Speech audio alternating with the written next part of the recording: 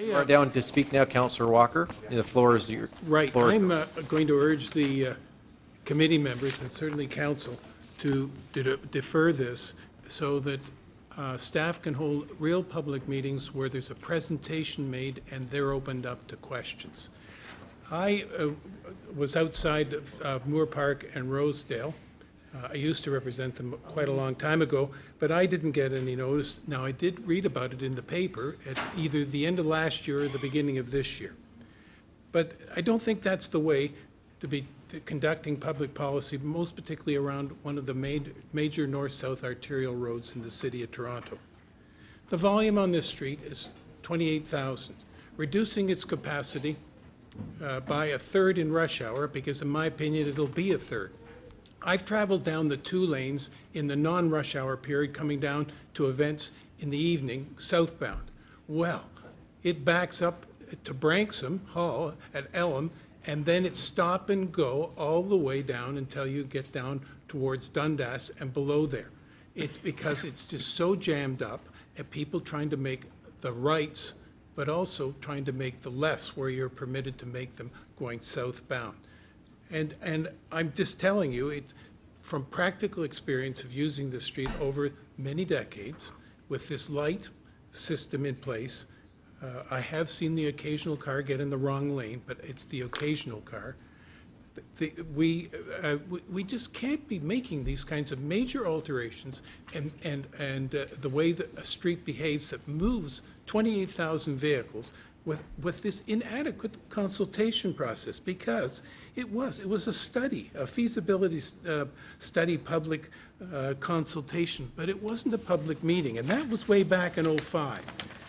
And the ads that were placed for the meetings, I guess for these two meetings, the advisory group meetings that took place this year, in '08, in November, and in January of '09, they were advertised in Now Magazine. Well, there are a lot of people who don't get Now Magazine.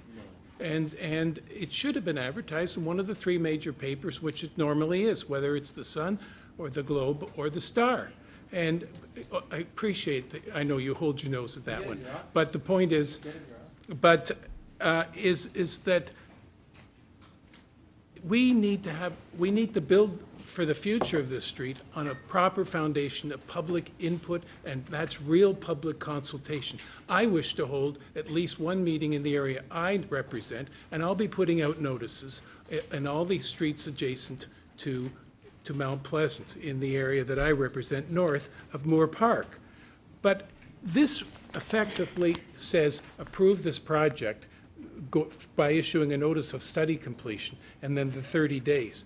There isn't any commitment of the funding at this point in time, so the sky is not going to fall in to, when in doubt, defer on something and do a more extensive and, quite frankly, more realistic consultation, because it is inadequate.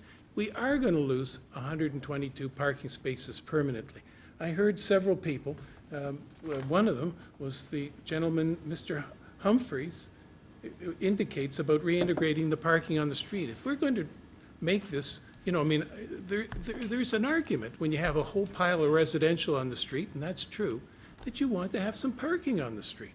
And I just think that, I don't think people have had an opportunity to listen to this proposal, ask the questions, and then give their opinions, and you take them away. And you take them away as one of the local councillors, and I'll take them away too, and provide what input that I see coming out of that that's different. Conducting a trial, you know, it's better to conduct a trial of 2 or 3 months than to have no trial at all. And I think that you'll either have this substantiated at the end of 3 months with proper notification of this trial by ad in the paper and the local distribution to the areas adjacent to Jarvis and Mount Pleasant, that you will be able to determine whether this is going to be choked up in idling cars, reducing the environmental or increasing the environmental negative impact on the areas adjacent to this street. It is going to pile over into the other streets. A couple of the people use those.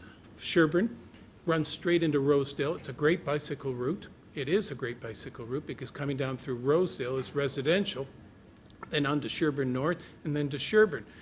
But over on Church Street, now it is busy in rush hour. Certainly I've noticed it in the evening, it's awfully busy. But it has a bicycle route on it, and the cars don't travel fast. But the issue of dealing with fast cars on this street of Jarvis is enforcement. You don't change the way, reduce the capacity of this street dramatically and spend money that, quite frankly, we don't have and no money's been committed at this point in time. Councillor Walker, I'll ask you to wrap up. Well, Past 5 minutes. okay. There is, again, there hasn't been a real meaningful consultation with the neighborhoods adjacent to this arterial street. And they go beyond south of Bloor Street. They go north of Bloor Street. They go up into North York before you run out of Mount Pleasant. And an awful lot of people come onto this street, Jarvis Street, up at Lawrence and Mount Pleasant, and even north of there, to get off Yonge and get off Bayview Avenue to try and come down this street, because they work in the financial district. And Thank you, Councillor Walker. I just think, quite Councillor frankly, we need more Walker, I want consultation, and I to want be to as hold a fair to public you as meeting. I'm trying to be fair to every councillor and give you equal time. You've had more than the other councillors so far. Well, So next on the list You is don't ask Councillor me, Shiner. right.